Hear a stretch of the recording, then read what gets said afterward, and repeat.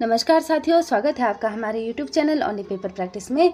साथियों, जैसे कि आप लोग जानते हैं, कल उत्तराखंड लोक सेवा आयोग के द्वारा जो PCS का पेपर कराया गया था, उसमें साइंस के लगभग 14 प्रश्न पूछे गए थे, जो कि बिल्कुल भी आसान नहीं थे।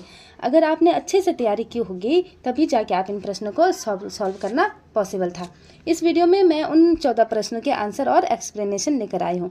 अब आपको साइंस के प्रश्नों के लिए आयोग के आंसर की का वेट नहीं करना पड़ेगा। तो चलिए शुरू करते हैं। आज का पहला क्वेश्चन, मतलब ये 76 क्वेश्चन है। देखते हैं इसमें निम्न में से कौन सी एक सबसे अधिक अभिक्रियाशील धातु है। ऑप्शन ए है sodium, B potassium, C calcium और डी है आयरन। तो इसका राइट आंसर क्या होगा? Option B potassium. ठीक है। हमने इससे पहले की वीडियो में मैंने आपको बता चुकी हूँ मैं कि हमने क्या पढ़ा था, रिएक्टिविटी सीरीज पढ़ी थी, सक्रियता श्रेणी, जिसमें क्या था कि जो मेटल होते हैं उनको उनकी अभिक्रियाशीलता के अनुसार घटते क्रम में रखा गया था, है ना। तो उसमें पोटेशियम क्या होता है, सबसे ऊपर आता है। तो पोटेशियम की रिएक्टिविटी सभी धातुओं में, सभी मेटल में सबसे ज़्यादा होती है। ठीक है। तो हम देखते हैं कि उस जो सक्रियता श्रेणी है उसमें जो धातु होते हैं, मेटल होते हैं, उनको अवरोही क्रम में, मतलब बढ़ते से घटते क्रम में रखा गया है। मतलब सबसे ज़्यादा जिनकी रिएक्टिविटी होगी वो ऊपर, और धीरे धीरे जो रिएक्टिविटी कम होगी वो उसके बाद आएंगे। जैसे सबसे पहले था potassium, sodium, calcium, magnesium, aluminium,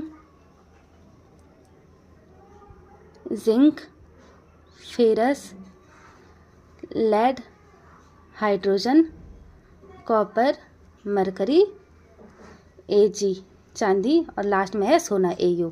ठीक है। तो आप देख रहे होंगे कि इसमें जो पोटेशियम है उसकी रिएक्टिविटी सबसे ज़्यादा, वो सबसे ऊपर है। तो ये तो बिल्कुल आसान सा क्वेश्चन था। मुझे उम्मीद है कि आप लोगों का ये क्वेश्चन बिल्कुल ठीक होगा।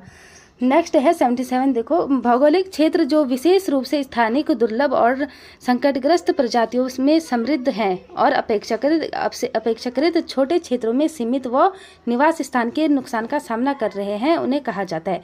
ऑप्शन ए है रेड स्पॉट्स, बी है glow spots, C hot spots और डी है वेट स्पॉट्स। तो इसका राइट आंसर क्या होगा? Option C hot spot. ठीक है। हॉट स्पॉट ऐसे क्षेत्र होते हैं जहाँ पे क्या होता है, बायोडाइवर्सिटी। ठीक है। जहाँ पर क्या होती है कि बायोडाइवर्सिटी मतलब जीव जंतु की संख्या क्या होती है, बहुत ज़्यादा पाई जाती है, मतलब वहाँ जैव विविधता ज़्यादा होती है।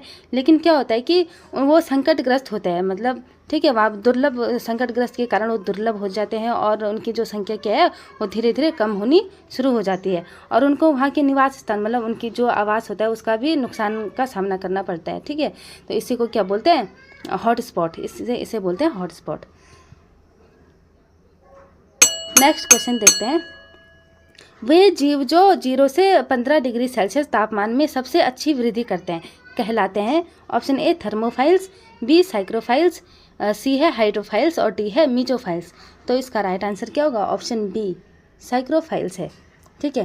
तो मतलब ऐसे जीव होते हैं, कुछ ऐसे सूक्ष्म जीव होते हैं, माइक्रो ऑर्गेनिज्म होते हैं, जो क्या होते हैं, जो जिनको टेम्परेचर के हिसाब से, ठीक है, उनको टेम्परेचर के रिक्वायरमेंट के हिसाब से अलग अलग पार्ट में बांटा गया। तो ये होते हैं, ठीक है, अलग अलग टाइप के होते हैं। तो जो साइक्रोफाइल्स माइक्रो ऑर्गेनिज्म होते हैं, वो क्या होते हैं, बहुत ही कम तापमान में, कम टेम्परेचर में सर्वाइव कर सकते हैं। तो सबसे कम जो इनका लोवेस्ट टेम्परेचर होता है 0 डिग्री सेल्सियस में भी ये सर्वाइव कर सकते हैं, और मैक्सिमम जो इनका टेम्परेचर होता है 20 डिग्री सेल्सियस।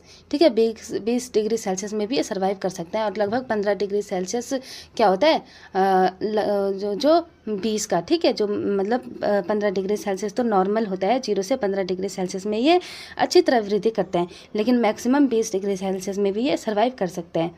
ठीक है।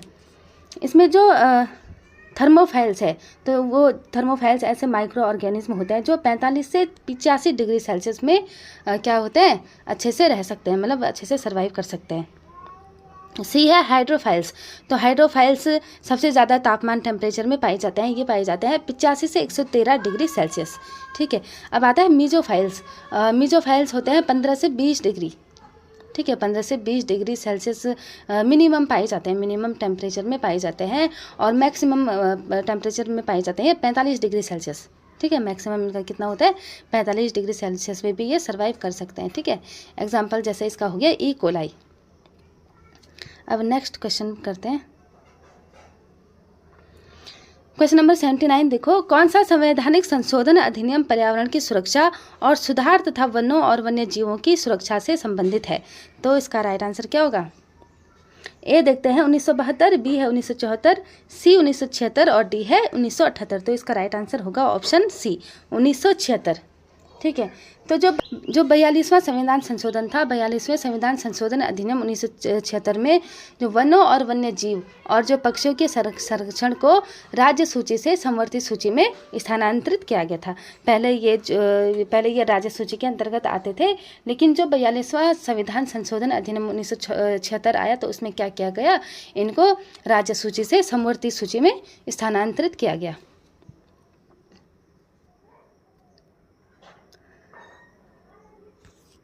नेक्स्ट क्वेश्चन है, निम्नलिखित में से कौन हाइड्रोफाइट्स को आर्द्र भूमि और दलदल में पनपने में मदद करता है जहां समय समय पर जल स्तर में उतार चढ़ाव होते रहते हैं?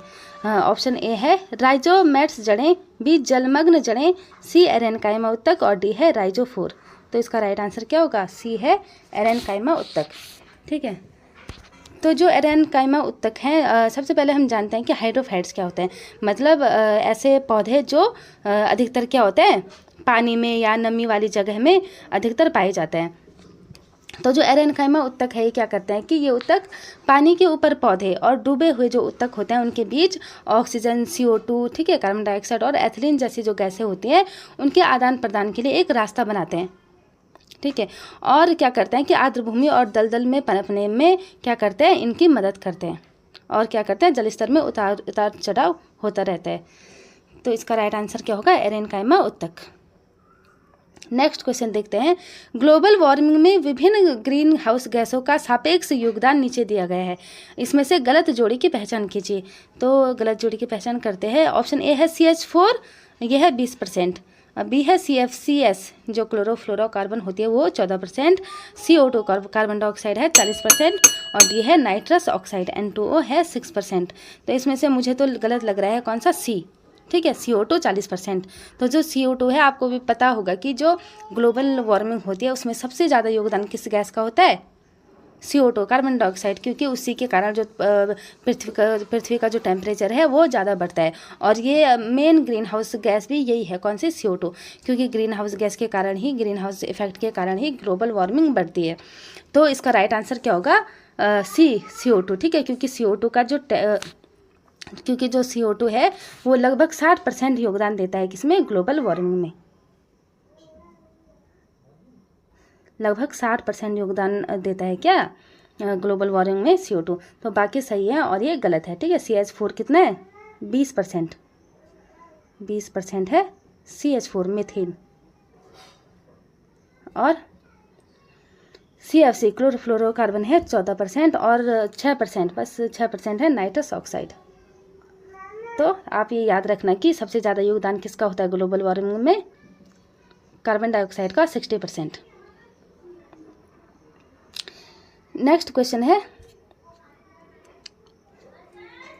एंटीबायोटिक शब्द किसके द्वारा गढ़ा गया? मतलब किसके द्वारा एंटीबायोटिक शब्द की खोज की गई? ऑप्शन ए है डेवी और रत्नॉफ, बी है एडवर्ड ओ विल्सन, सी एम पर्ल और डी है सेलमैन वॉक्समैन। तो इसका राइट आंसर होगा ऑप्शन डी। ठीक है, ऑप्शन डी है सेलमैन वॉक्समैन ने एंटीबायोटिक शब्द की खोज की थी। ठीक है, नेक्स्ट क्वेश्चन है 83, निम्नलिखित में से कौन सा पुनः संयोजक DNA प्रौद्योगिकी द्वारा उत्पादित पहला मानव हार्मोन्स है? तो ऑप्शन ए है oestrogen, B testosterone, C insulin और डी है थायरोक्सिन। तो इसका राइट आंसर क्या होगा? Option C insulin. ठीक है, मतलब जो प्रौद्योगिकी है, टेक्नोलॉजी है, उसके द्वारा सबसे पहले कौन सा मानव हार्मोन्स उत्पादित किया गया है ना? तो ये क्या है? इंसुलिन। इंसुलिन क्या है? एक हार्मोन्स है जो कहाँ से स्रावित होता है? अग्न्याशय, जो पैनक्रियाज है उसकी बीटा कोशिकाओं से अग्न्याशय क्या होता है? सिक्रीज होता है।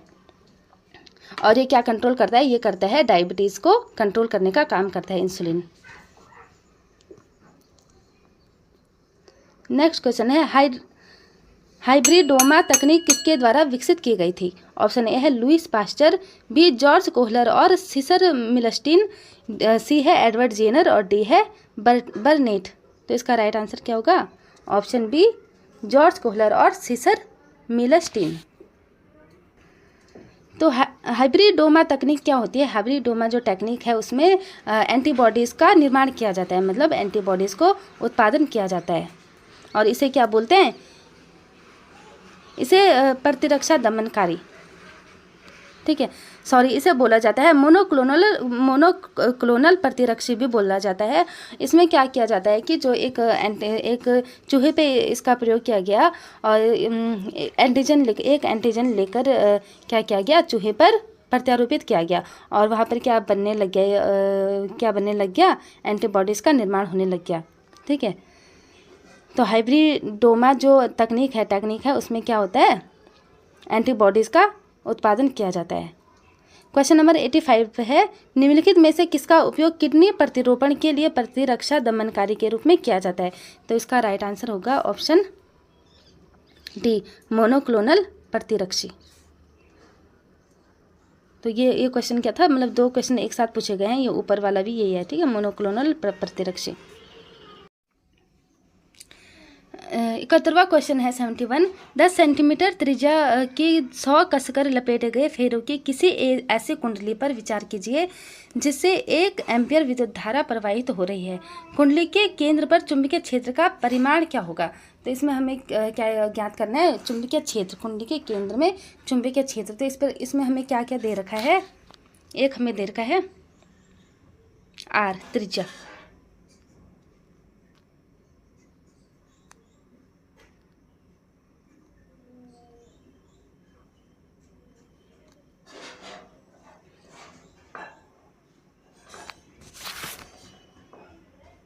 R दे रखी है हमें कितनी? 10 सेंटीमीटर। तो हम इसे क्या करेंगे? मीटर में चेंज करेंगे। तो मीटर में चेंज करने के लिए, ठीक है, मीटर पे चेंज करने के लिए 10/100, तो ये क्या हो जाएगा? 0.10 मीटर हो जाएगा। और फेरों की संख्या हमें कितनी दे रखी है? 100, और एम्पियर है हमारे पास, विद्युत धारा है 1 एम्पियर। तो इसका जो सूत्र फॉर्मूला होता है चुंबकीय क्षेत्र का, वो होता है B = μ0 Ni/2R।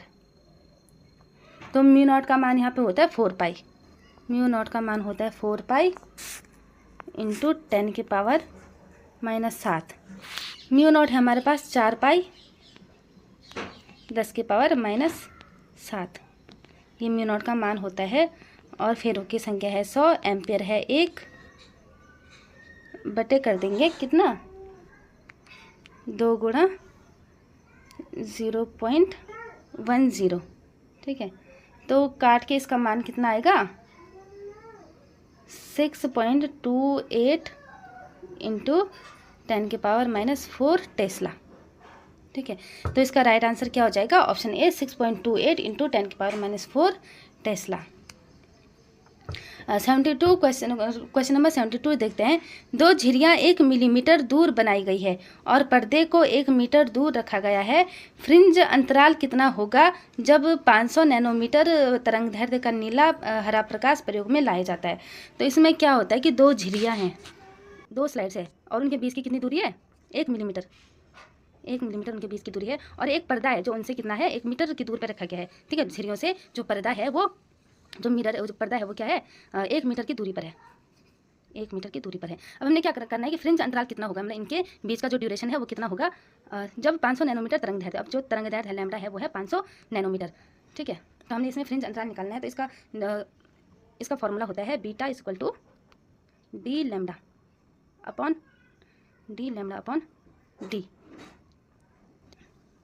तो यहाँ पे जो d होगा, d का मान कितना है? अभी बताया था मैंने, 1 मीटर, तो वो तो ऐसे ही आ जाएगा। और लैम्डा है 500, लैम्डा का मान है 500 अपॉन d, ठीक है। अपॉन ये d कौन सा है? ये जो झिर्रियाँ हैं उनके बीच की दूरी है, ठीक है। 2 झिर्रियों के बीच की दूरी है मिलीमीटर। तो मिलीमीटर को हम किस में? मीटर में चेंज करेंगे। तो 1 मिलीमीटर में कितना मीटर होता है? 1/1000। तो इसको हम क्या लिख सकते हैं? हम ऐसे लिखेंगे 1 × 10⁻⁻⁷ 3 मीटर। तो ये होगा 1 गुणा 500 गुणा 10 की पावर -9 नैनोमीटर। ठीक है, और नीचे कितना था 10 की पावर 1 गुणा 10 की पावर -3।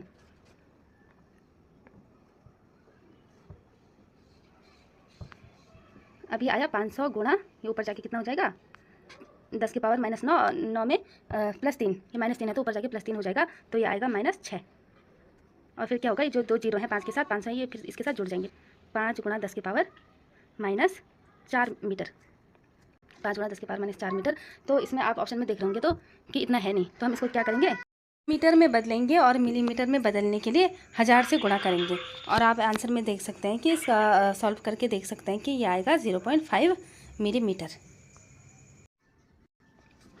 नेक्स्ट क्वेश्चन है 73। एक 0.12 किलोग्राम द्रव्यमान की एक गेंद जो 20 मीटर पर सेकंड की चाल से चल रही है, इसकी क्या दे ब्रॉगली तरंग दैर्ध्य क्या होगी। तो इसमें क्या निकालना है, दे ब्रॉगली तरंग दैर्ध्य। ऑप्शन ए है, तो इसका राइट आंसर होगा डी वाला 2.76 इंटू 10 की पावर -34। इसे हम सॉल्व करके देखते हैं।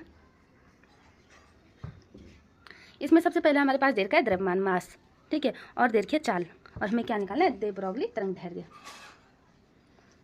तो ये होता है लैम्डा इक्वल टू h/p। ठीक है, h यहाँ पे होता है प्लांक नियतांक, और p आपको पता है कि p इक्वल टू होता है mv, और हमारे पास mv है, v भी है। ठीक है, हमारे पास मास भी है और उसकी चाल भी है। तो h का मान होता है यहाँ पे 6.62 इंटू 10 की पावर -34, और हमारे पास द्रव्यमान कितना है 0.12 किलोग्राम, और चाल है 20। ठीक है, 20 मीटर पर सेकंड। तो इससे तो ये कटा, फिर इसको सॉल्व करके आ रहा है हमारे पास आंसर 2.76 इंटू 10 की पावर -34। तो ये क्या है, डी वाला इसका आंसर सही होगा।